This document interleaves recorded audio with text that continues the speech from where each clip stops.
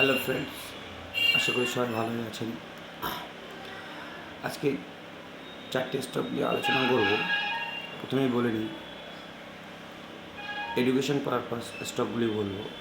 আমি কোনো Sevi register analysis person নই।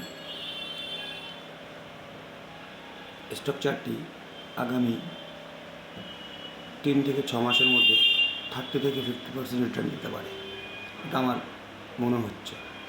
স্টকগুলি আপনারা একটু নিজেদের পোর্টফোলিও বা ওয়াচলিস্টে রেখে নজর রাখতে পারে।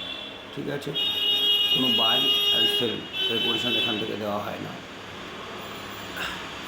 প্রথম স্টকটি হচ্ছে জুবিল ফুড, একটু নজর রাখবেন। দ্বিতীয় স্টক স্ট্রোক্রাফট।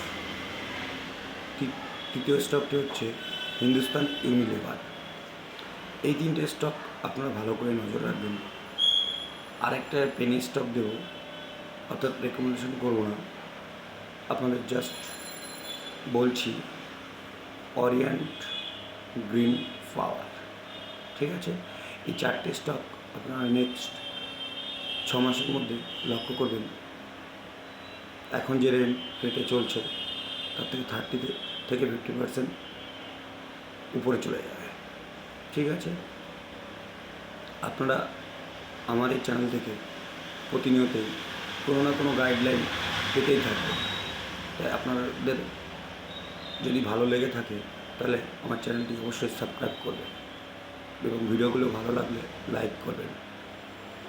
নমস্কার, সবাই এমো ট্রেডিংয়ের সঙ্গে যুক্ত থাকবেন। Thank you.